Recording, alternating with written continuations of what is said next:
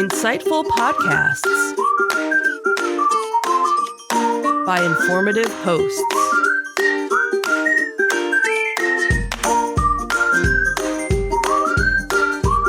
Insights into Things, a podcast network. Welcome to Insights into Technology, a podcast exploring the latest in computers, networking, home automation, mobile computing, and all things technology related. Our hosts will take a deeper dive into the latest and greatest in tech trends and give you the information you need to enable your tech-centric world. This is Insights into Technology, episode 14, CyberTrust or Bust. I'm your host, Joseph Whalen, and this is your tech news of the week. The record tells us that CyberTrust marks the rollout in 2025. In a move to bolster consumer confidence and cybersecurity, the White House announced that smart devices in the U.S. will soon feature a, quote, CyberTrust label, akin to the Energy Star efficiency mark. Launching this year, the program aims to certify that devices like baby monitors and security systems meet rigorous federal cybersecurity standards. Participating companies will undergo cybersecurity audits, and certified products will display a distinct shield logo, helping consumers identify safer options.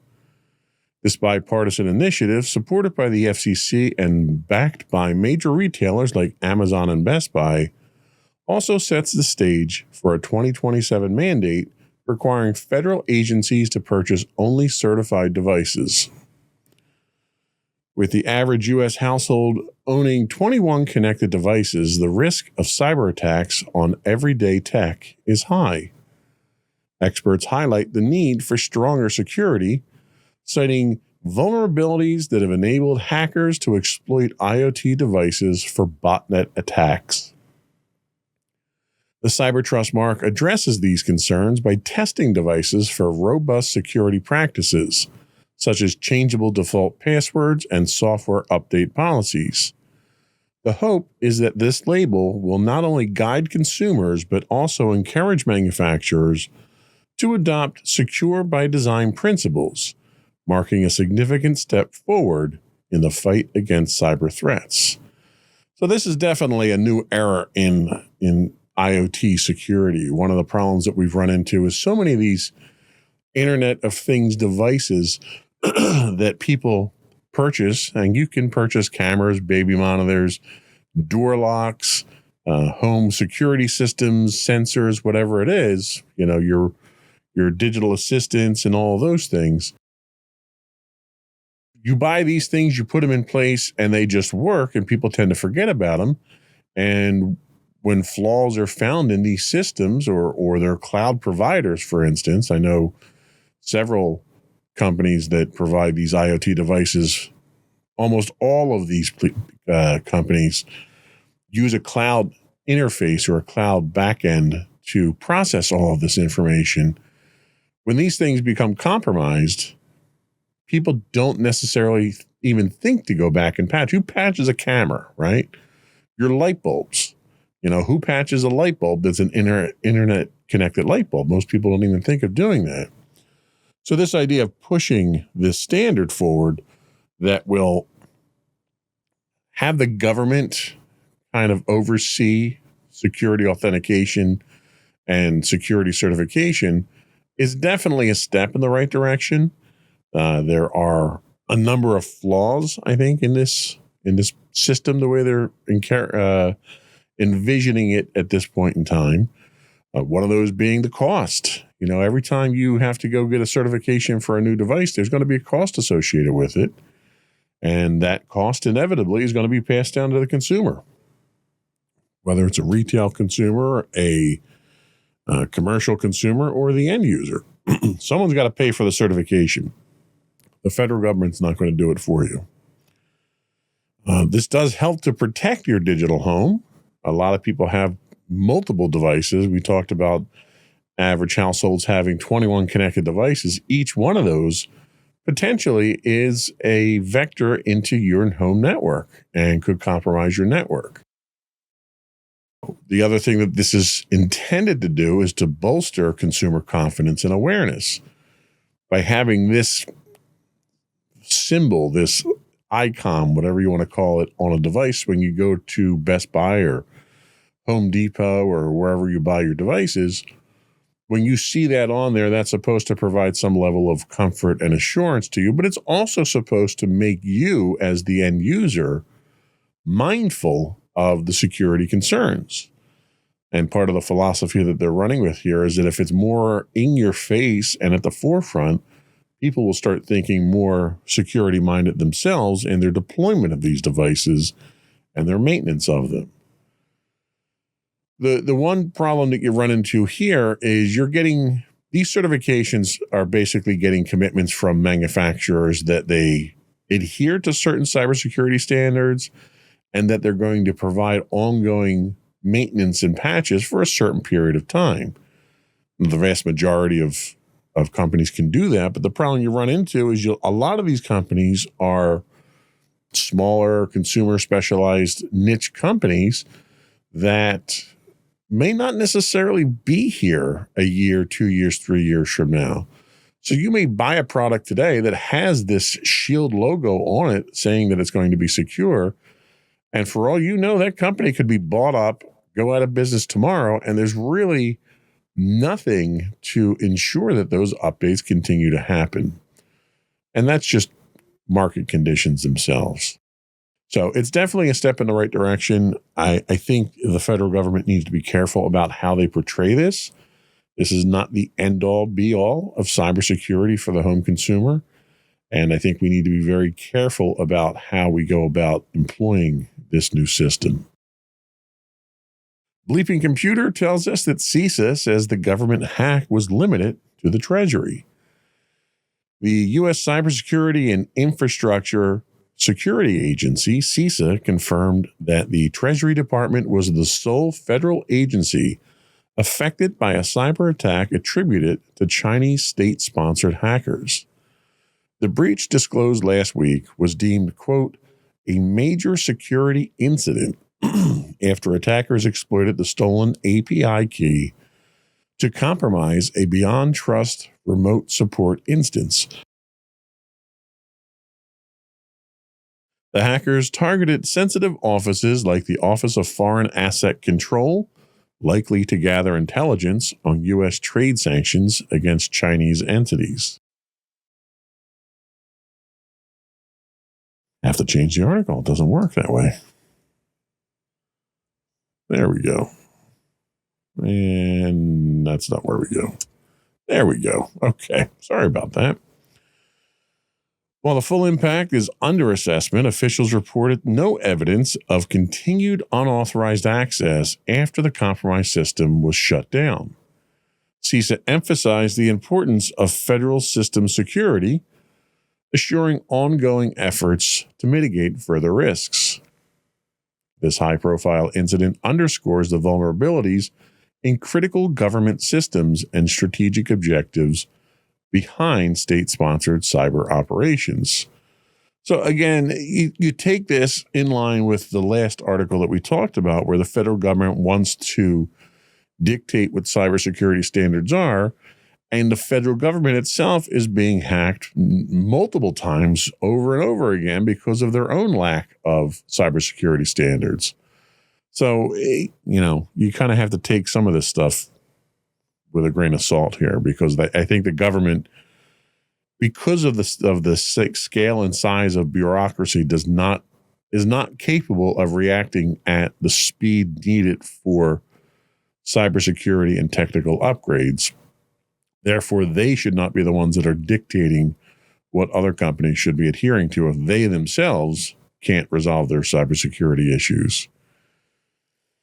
The interesting thing here is that they were targeting the Office of Foreign Asset Control and Strategic Cyber. The hackers focused on this, which suggests a deliberate attempt to gather intelligence on U.S. sanctions policies, which, given the discussions about tariffs and what the incoming Trump administration is interested in doing to offset what it thinks is an imbalance, this is kind of telling. There's obvious purpose with their actions here. It also raises questions about the geopolitical implications of the ongoing, what's now being called a cyber Cold War between the U.S. and China. It's definitely a situation that's escalating quickly. We also look at this and we realize that there are vulnerabilities with APIs. A lot of companies rely on APIs for back-end interfaces and opening doors to private systems so that you can have access to data. The breach leveraged, in this case, a stolen API tied to Beyond Trust software as a service remote support. And it highlights the critical need for stronger API security practices and monitoring. As APIs become a growing attack surface in cybersecurity, this is going to come up in the news much more often than we've seen in the past. China's cyber espionage playbook kind of showed us some of its tactics here. It fits into a broader pattern of state-sponsored espionage aimed at economic and political advantage.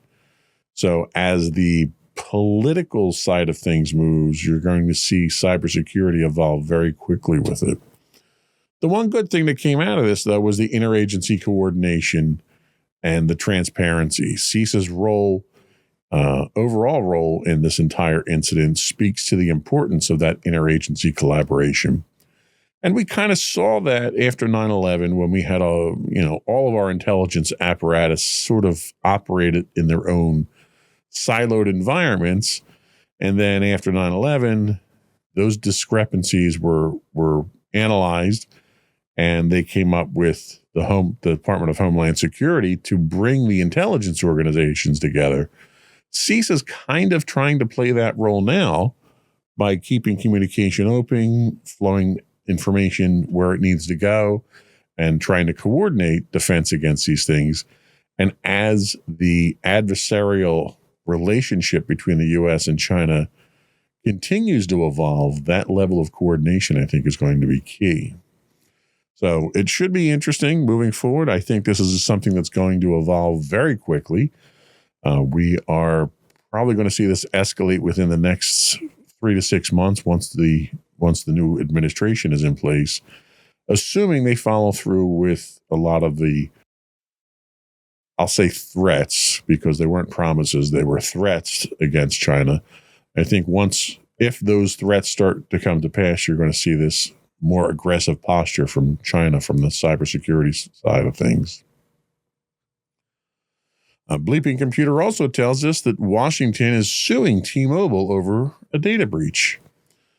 In a significant legal move, Washington State has filed a lawsuit against T-Mobile over the 2021 data breach that compromised the sensitive personal information of over 2 million Washington residents and 79 million people nationwide.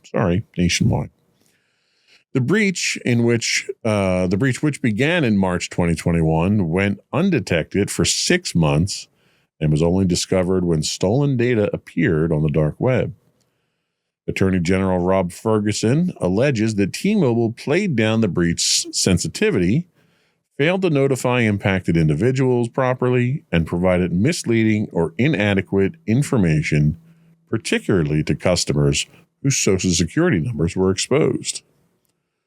The lawsuit highlights T-Mobile's alleged failure to address ongoing cybersecurity vulnerabilities despite previous attacks and accuses the company of misrepresenting its cybersecurity capabilities, giving customers a false sense of safety. The state is seeking penalties for violating consumer protection laws, compensation for affected individuals, and court orders requiring T-Mobile to improve its cybersecurity practices and transparency. In response, T-Mobile expressed disagreement. Of course they did. So the extended detection gaps in enterprise security is something that is becoming more and more apparent. We saw this certainly with all the carriers that had this. The breach in this case went undetected for 6 months, and there's a lot of damage that can be done in 6 months, whether it's data exfiltration or discovering additional exploits and backdoors, or just simply planting software in the system itself to trigger at a later date. This also underscores the challenges that enterprise face in monitoring and detecting advanced threats. There's a lot of technology out there targeted for this. But again, this cat and mouse game with cybersecurity means that every time a new advancement comes out for detection, it almost immediately follows that there's some sort of workaround for that or some way to get past it. It also begs the question of, are businesses investing adequately in continuous monitoring and proactive threat detection? A lot of times you try to do this yourself with a homegrown solution, and you don't have the staff to monitor this, or you don't have the hardware or the automated systems that are strong enough to do this. The problem that you run into is a lot of the monitoring and detection that is relied on in these cases is automated. So it's pattern recognition. And when those patterns start to differ, or you get different signatures in some of the activity that you're looking for, the systems themselves are slow to adapt to it. Until a breach happens, it's very difficult to discern what that signature actually is to feed back into the monitoring system. The failure of security in high target industries is a big key here. We know that they hit the telecom industries, which is obviously a massive issue. These telecom industries span across pretty much everything that we do as a country. T-Mobile serves as a cautionary tale for enterprises about the risks of underestimating their attractiveness to cyber adversaries. And this speaks to small and medium-sized businesses as well, where a lot of the philosophy of the business ownership and management is that, well, we're too small. They're not going to attack us. There's no reason for them to attack us. They're only going to go after the big fish. And that's not necessarily the case at all. A small, medium-sized company that happens to be doing business with the Department of Defense is ripe for attack because it's a vector into larger industries and a larger pool of resources. And a lot of companies don't realize that and have to understand that. And inadequate incident response is another thing that we saw here. There was a delay in their response. And then when they did respond, their response was inadequate. Their customer notification was lackluster. They were deceptive in what they were trying to portray. And we talked about this last week. It's one thing to not have evidence pointing directly to personal identifiable information being breached. And when you make a statement of, we have no evidence that this has been breached, that's true. When you have evidence that has been breached and then you make a statement contrary to that evidence, that's falsification of records there. That's fraud. And you have to be very careful. You certainly don't want to alarm the public, nor do you want to embolden the attackers by making announcements of significant breaches, but you also don't want to violate the law and commit fraud by misleading people either. If I, as a user, know that my personal information has been compromised, I can then take action. I can freeze my credit reports and various, change passwords, whatever it is I have to do to mitigate any potential dangers from that. But when you're not forthcoming with that information, you as a company have robbed me of the opportunity to combat your own incompetence. Then the last thing to discuss is the regulatory and financial ramification for businesses. This particular lawsuit from a state government illustrates how breaches can lead to long-term financial and legal repercussions, and it signals a warning to enterprises to prioritize compliance with consumer protection and data security laws. Now, again, these compliance regulations are being dictated by the government, and the compliance regulations are months to years behind where the industry is. So while compliance with these regulations can be costly, they're not particularly arduous or difficult to achieve. But if you're not making the effort, you're not going to achieve them. So we'll see where this goes. T-Mobile last week had talked about the fact that they had mitigated the telecom breach itself. This week is a different story. So it just goes to show you how the news cycle can evolve very quickly when information of fact can come out. We're going to take a quick break. Before we do that, though, I want to take a moment to invite our listening and viewing audience to subscribe to the podcast. You can find all of our podcasts, both audio and video, listed as Insights into Things on your favorite podcast outlet, software, distributor. We're available on Apple Podcast, Stitcher, not Stitcher. I keep saying Stitcher, but they're not around anymore. Google, iHeartRadio, Buzzsprout, Amazon. I actually listened to it on Amazon the other day, which was interesting. We also invite you to reach out, give us your feedback, tell us how we're doing. What do you want us to talk about? What do you not want us to talk about? You can email us at comments@insightsintothings.com. We're available on Twitter or X at insights_things. You can find us on Facebook at facebook.com/insightsintothingspodcasts. You can also call into us now. We don't have a live person answering the phones, but you're welcome to leave a voicemail on the line, and we can integrate that into one of our future shows as appropriate. You can call in to 856-403-8788. That's 856-403-8788. Or you can find links to all these and more on our official website at www.insightsintothings.com. We'll be right back.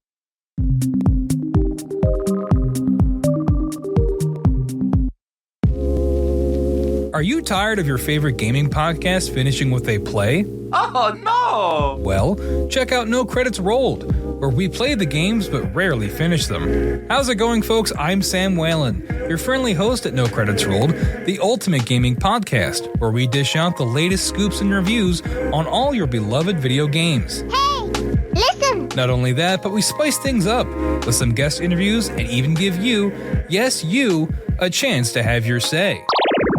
Tune in every other week for a fresh dose of No Credits Rolled, available on all major podcast platforms, and hit us up on social media at No Credits Rolled. So why wait? Let's dive into the gaming world together, where finishing games is optional, but the fun is guaranteed.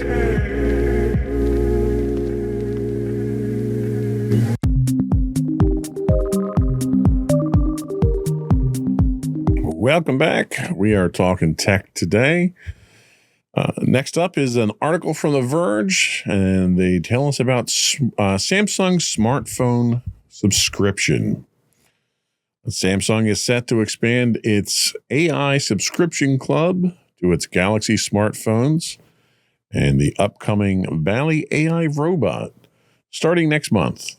Initially launched in South Korea last December for home appliances, the subscription model offers consumers access to AI-powered devices with optional repair and maintenance services, allowing lower upfront costs, while Galaxy AI features will remain free at least until the end of 2025. The subscription option adds flexibility for users.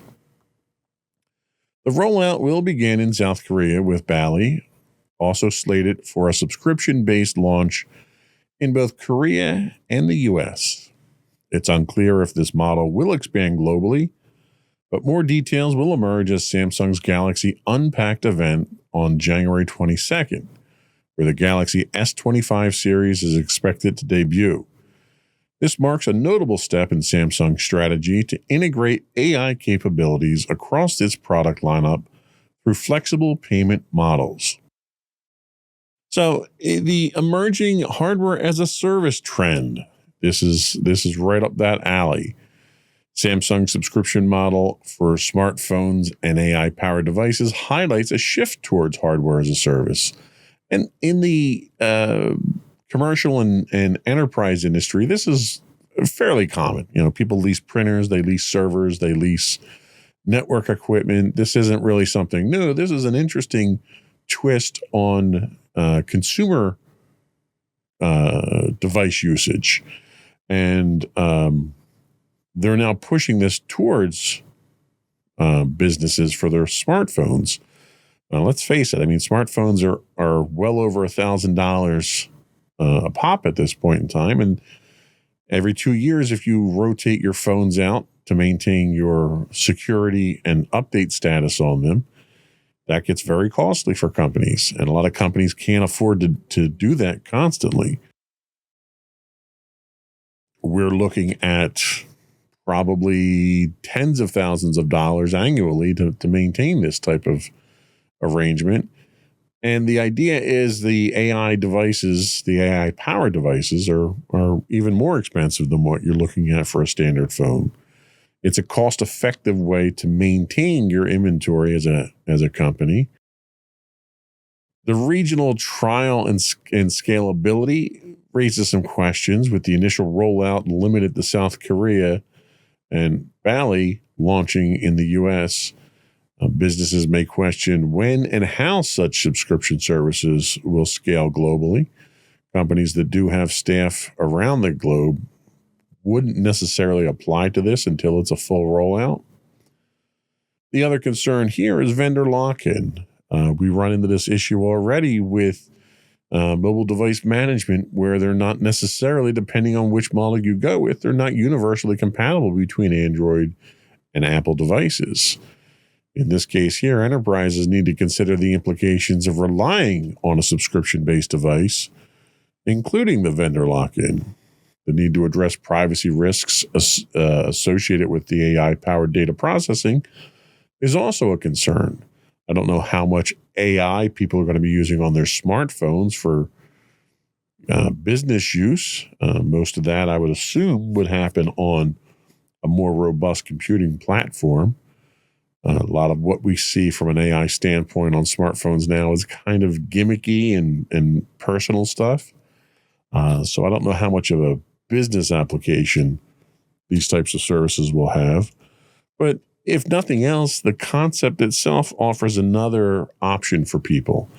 It offers a way basically to finance your maintenance in your smartphones rather than stealing from Peter to pay Paul with your upgrade plans and things of those nature. That can get almost cutthroat in some companies when you have to deal with, Susie got a new phone, how come I didn't get one, and stuff like that. With a lease program here, you may see some of those problems go away. Our next article comes to us from Wired. They tell us that Meta's new free speech is a gamble. Meta's recent decision to abandon its partnership with fact checkers and overhaul its moderation policies signals a shift in its approach to content management, drawing comparisons to Elon Musk's X. The company plans to replace its fact-checking programs with a community notes model, similar to X's crowdsource system, citing, quote, free speech as its motivation. Critics argue this move could open the floodgates to misinformation and hate speech, as Meta loosens its hateful conduct policy and aligns itself with conservative narratives. With 3 billion monthly users across its platforms, Meta faces significant challenges in scaling a crowdsourced moderation system, raising concerns about the potential for unchecked disinformation and bigotry.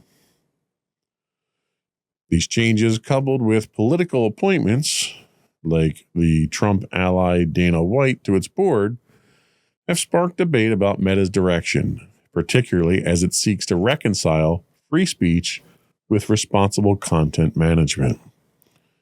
Experts warn that such shifts might lead to an ecosystem rife with misinformation, diminished trust, and further polarization.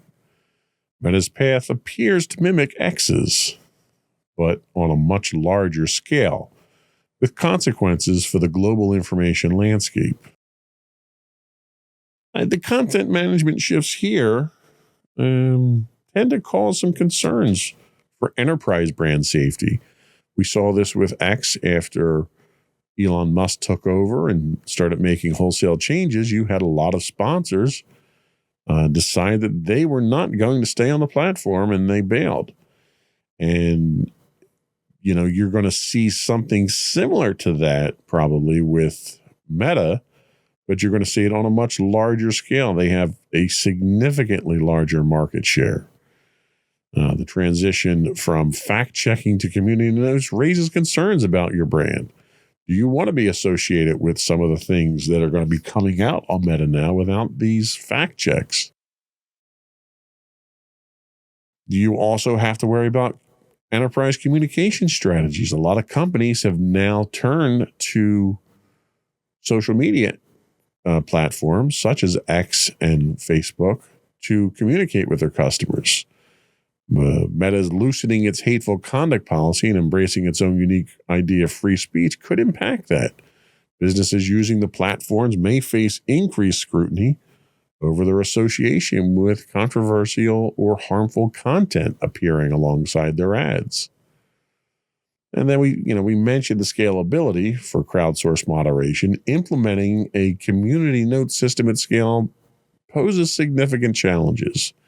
And a lot of this is theoretical because no one's ever tried to do it at this scale. An inability to effectively moderate content could impact enterprise use of the platform. You could see a lot of companies moving away from Meta and advertising and communication and their public presence because it's damaging to their brands. And I think Meta may have, in their effort to gain political favor with the new administration, may have overlooked a lot of these risks. The political alignment and enterprise trust don't necessarily align with each other. Meta's policy changes and board appointments suggest a shift toward a politically aligned strategy.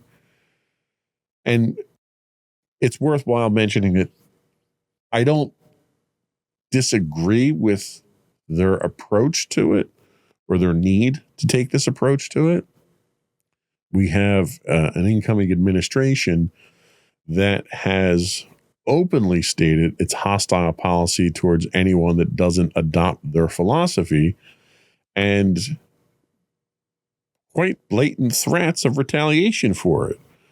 And a company like Meta is, their first and foremost concern is their investors and the company itself. And they're trying to protect the company by aligning themselves with the new political infrastructure coming in.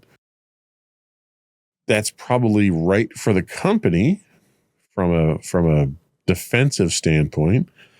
I don't think it's right for the industry. I don't think it's right for their clients. It might or might not be right for their advertising partners. I think the problem that you're going to run into is as they fall over themselves to align themselves politically with the incoming administration, that short-sightedness will likely result in commercial and enterprise damages. Certainly financial damages are a high risk to the company in general as they take this tack and they start losing advertising customers. This is also going to impact their push for AI adoption.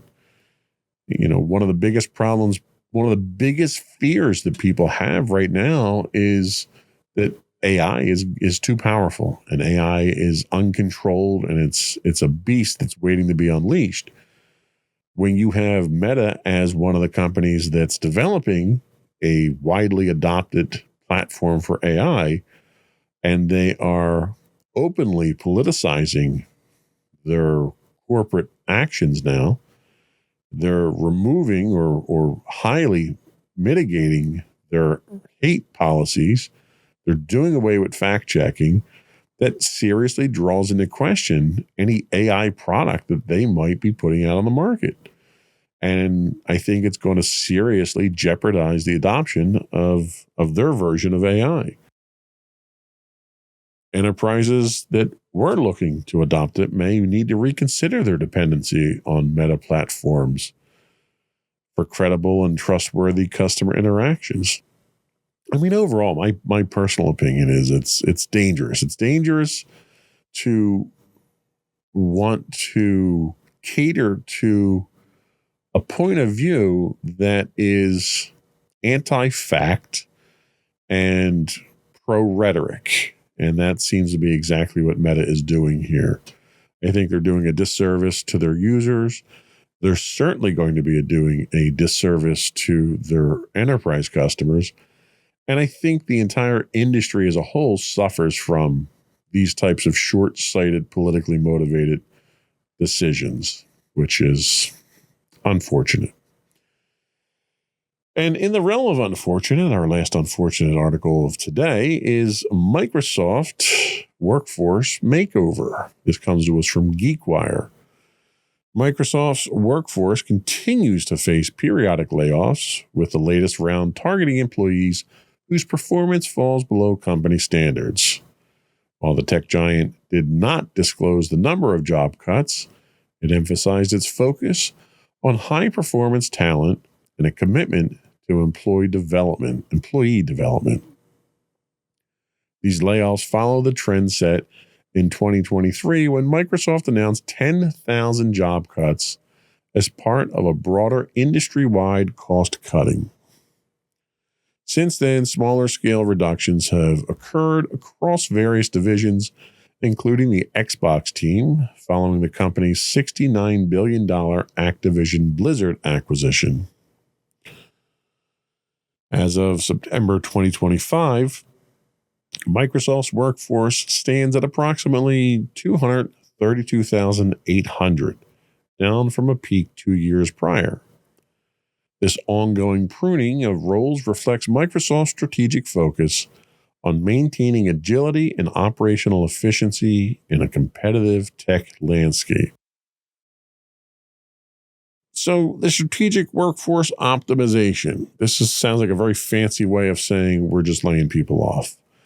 They're billing it as a focus on high-performing talent, and they're using periodic workforce reductions as strategic shifts towards efficiency and agility. Given the size of Microsoft, given the age of the company and how big it is and how many employees they've had in the past, it's kind of hard to argue with the need for efficiency and agility. You can't claim Microsoft as a cutting-edge company anymore. When you get to a certain size, your ability to adapt and evolve and come out with groundbreaking products becomes compromised just from corporate bureaucracy. The impact this might have on cloud, where Microsoft is working diligently to become a leader and maintain that leadership in cloud enterprise services, could be significant. With Microsoft operating across diverse sectors, layoffs in underperforming divisions could affect service continuity and innovation. We've seen this with Google in the past. Google almost whimsically does away with certain products, certain services. They throw something out there almost as a test, and then if they don't think they can make money off of it, they shut it down despite what impact it has. You may start seeing that kind of practice with Microsoft in the name of agility. And I don't know if that necessarily makes you agile as it does make you erratic and unpredictable, which tends to make a lot of enterprises shy away from you when you can't provide a consistent and quality service or product. The post-acquisition workforce restructuring that Microsoft assured federal regulators wouldn't happen obviously is happening. Everyone knows that. A company comes in, they acquire your company, and the first thing they tell you is, well, nothing's going to change. Well, everybody knows everything's going to change. So it's doing a disservice to your employees by trying to pretend that nothing's going to change. The layoffs in the Xbox division following Microsoft's Blizzard acquisition underscores the challenges of integrating large acquisitions. When you pick up a company the size of Activision Blizzard, you're going to have redundancy. You're going to have a lot of redundancy because both companies likely already have redundancy in those areas to begin with, and then you're acquiring a company that has redundancy. So changes have to be made. You can't continue to maintain that level of workforce and maintain profitability. And I think everybody is smart enough to understand that. I just wish companies would be more honest about that moving forward. Employees are okay understanding that their jobs are going to go away if they have some level of understanding, some advance notice, and can make preparations for it. The talent management and retention becomes an issue when you have a company that is laying employees off on an almost annual basis. It's very difficult to promote employee loyalty. It's hard to be loyal to a company that's not loyal to you. By publicly emphasizing performance-based layoffs, Microsoft's approach may raise concerns about employee morale and retention. Enterprises might consider balancing high standards with robust talent development programs to foster loyalty while maintaining performance expectations. One of the questions that an employee might ask is, well, if you're going to let me go because of performance reasons, what have you done to improve my performance? What have you done to invest in me as an employee? How have you as a company made me a better employee so that my performance level meets your expectations? And I think employees are perfectly justified to ask those questions. I think employee development is a responsibility of both the employee and the company. And if the company fails to follow through on their obligation, you can't blame the employee if the employee is trying to do their part. So we'll see. Obviously, this is going to have some impact on product releases. We'll take a look at this and see how it's going to affect those schedules. Quality, Microsoft already has a quality issue reputationally with their software products. This may have an impact on that. And you may have some brain drain, some knowledge loss during this, which is always a risk that people have to keep in mind when you start doing layoffs. So we'll keep an eye on it. I'm sure it won't be the last announcement of this nature that we will see in the near future. We're going to take our second break, and then we're going to come back and finish up our discussion, our multi-part discussion on cybersecurity frameworks. We'll be right back.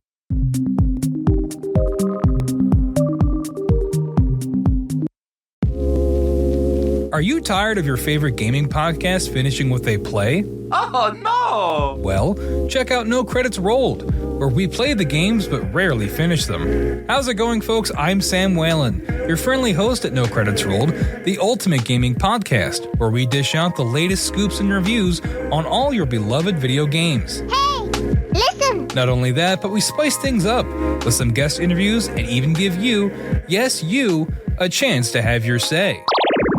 Tune in every other week for a fresh dose of No Credits Rolled, available on all major podcast platforms, and hit us up on social media at No Credits Rolled. So why wait? Let's dive into the gaming world together, where finishing games is optional, but the fun is guaranteed.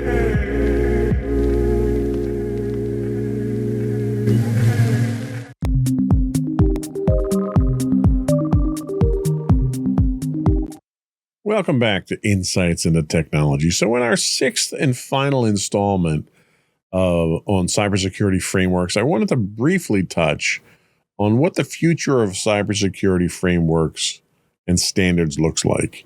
Now, this is based on today's standards, today's requirements, and today's risks. That is not to say that these frameworks and these requirements won't evolve moving forward, which obviously they will. So the future of cybersecurity frameworks and standards, as the technology continues to evolve, so does the field of cybersecurity, and with it, the frameworks and standards that guide organizations in protecting their information systems. The future of cybersecurity frameworks is shaped by new regulations, advancements in technology, and an increasing need for adaptability. These frameworks help organizations navigate the complex landscape of digital threats. And as the landscape changes, so must the frameworks themselves to remain effective. One significant trend is the increasing regulation and development of cybersecurity standards, with frequent updates to ensure that they remain relevant. Governments and industry bodies worldwide are recognizing the need for stronger cybersecurity practices and are updating regulations like the Federal Information Security Modernization Act to address the latest threats. Additionally, with the rapid growth of Internet of Things devices, there is a growing demand for standards specific to these devices, which often have unique vulnerabilities due to their network nature and their often limited security features. Future frameworks are likely to incorporate more specific guidelines for these emerging technologies, ensuring that they are designed and maintained securely from the outset. Another trend in the evolution of cybersecurity frameworks is the integration of artificial intelligence and machine learning. AI and machine learning can enhance cybersecurity efforts by analyzing large amounts of data to detect unusual patterns, predict potential threats, and respond quickly to incidents. By incorporating AI-driven tools into frameworks, organizations can automate and enhance their threat detection and response capabilities, allowing for faster and more efficient management of cyber risks. Future frameworks may include specific guidance on using AI and machine learning, helping organizations to deploy their tools responsibly and effectively. Finally, there is a strong push for frameworks to become more adaptive, scalable, and risk-based. Traditional frameworks often provide one-size-fits-all approaches, but organizations today face diverse challenges that require flexibility. Adaptive frameworks allow organizations to adjust their security practices based on their size, industry, and specific risk profile, providing tailored guidance that meets their unique needs. A risk-based approach, which prioritizes security measures according to the level of threat and potential impact, is becoming essential as organizations seek to allocate resources effectively. Future cybersecurity frameworks are expected to emphasize this adaptability and scalability, helping organizations manage risk more efficiently in an increasingly complex digital environment. In the future, cybersecurity frameworks and standards will likely become even more integral to organizational resilience. They'll be built to address specific emerging technologies, incorporate powerful tools like AI, and adapt to the needs of a broad range of users. By staying aligned with these evolving frameworks, organizations can better protect themselves against the sophisticated threats that lie ahead. So, we've spent quite some time talking about cybersecurity frameworks here. Cybersecurity frameworks are the basis for guidance when you're talking about employing cybersecurity. They are customizable. They need to be adaptable enough for different organizations and different industries and different needs. One of the downfalls is that because cybersecurity frameworks are designed to operate at a higher level, they tend to evolve slower. I mean, you're seeing CISA evolve, make modifications every, 10 years now to theirs? And technology moves too fast for that. The frameworks themselves, for the most part, are designed and built with the cooperation of both government and commercial and enterprise entities, which I think is crucial and needs to continue. But I think you need to mandate more frequent evaluations of these frameworks as the technology evolves. With groundbreaking technology like machine learning and artificial intelligence, it completely has it has the capability to completely upend cybersecurity frameworks. You're going to see other revolutions like this come out. We're seeing now cybersecurity used as a warfare tactic between government agencies and government political entities. That's going to make cybersecurity frameworks evolve faster. You're going to see quantum computing have an influence on it. So everything that comes out from a cybersecurity standpoint, whether it's technology, whether it's more aggressive actors, whether it's state-sponsored cyber attacks, all of these things are going to have an effect on the cybersecurity frameworks that we have. And the frameworks that we have need to be more adaptable because the frameworks are the basis from which we defend ourselves. So if you're not adhering to a cybersecurity framework at this point in time, you need to do a little research, find out what one best suits your needs, your industry, and your company. You need to roll it out. You need to continuously monitor it. And you need to make your own adjustments as technology and requirements change. So that was all we had for today. Before we do go, I do want to once again invite our listening and viewing audience to subscribe to Insights into Things. That will get you all of the network's podcasts, both audio and video. We're available anywhere you get a podcast these days. I would also invite you to give us your feedback. Tell us how we're doing. You can email us at comments@insightsintothings.com. You can call in, leave a voicemail for us, and we'll get you on one of the future podcasts. Our call-in number is 856-403-8788. That's 856-403-8788. We do stream on Twitch 5 days a week. If you have an Amazon Prime subscription, you do get a free monthly Twitch Prime credit. We would appreciate it if you threw that our way. You can also find high-resolution videos of all of our podcasts on YouTube at youtube.com/insightsintothings, where you can get links to all of that and more on our official website at insightsintothings.com. That's it. Another one in the books.